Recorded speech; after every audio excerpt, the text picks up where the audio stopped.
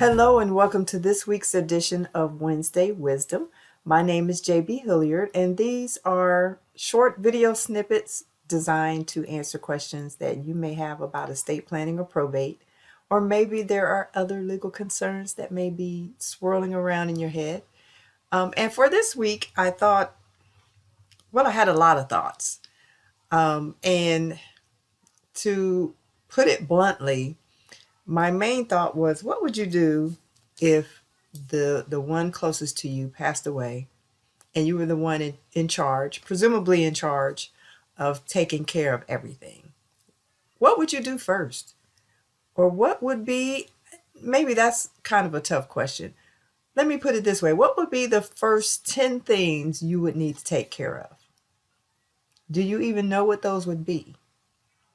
Now, maybe as a part of a married couple, this task might be a little bit easier, having known what's going on with that other person as far as household affairs, business affairs, and that sort of thing. But if you were trying to handle the affairs of a single person, maybe it's a parent or a child or a sibling, or whoever that loved one would happen to be. And of course, I would not want this to happen to anybody anytime soon. But what if you are put in that position? What would be those things, those top things that you would need to take care of immediately? And then what would you have to take care of ongoing?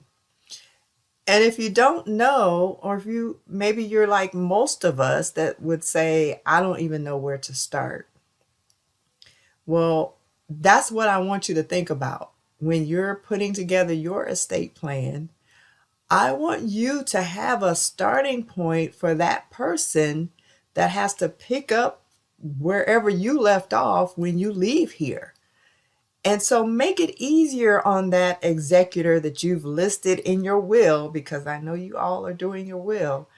But make it easier for that person. Make it easier for those immediate family members to know where to go, to pull up this master list, or who to call or who to contact. Make it easier for them. That old saying, the devil is in the details. The more that you can kind of lay out for that person that's going to have to pick up the pieces after you pass away, the better for that person, because we're going to be all over the place with emotions, with grief, then having to deal with this unknown territory, because this, dealing with someone's death and then dealing with courts and a probate process and petitions and court forms and things like that. Oh, and did I cancel this subscription to Netflix for this person? Or did I, do I have access to the bank account to keep the lights on in the house because we need to keep the house intact? What do I do? Where do I start? And so if you're asking that question of yourself for a loved one of yours, think about who's coming behind you.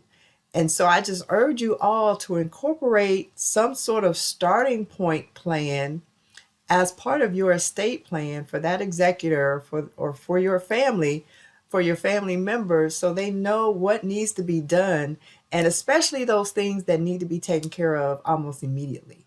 And it takes me back to one of my older Wednesday Wisdom videos when I talked about preparing your own funeral program. I'm gonna circle back around to that real soon.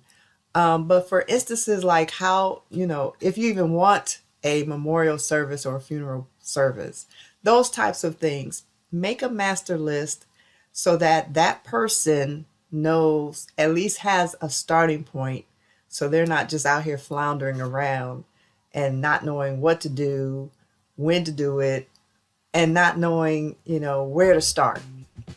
So with that said, that's all I have for this week. And as always, I thank you for watching, and we'll see you next time.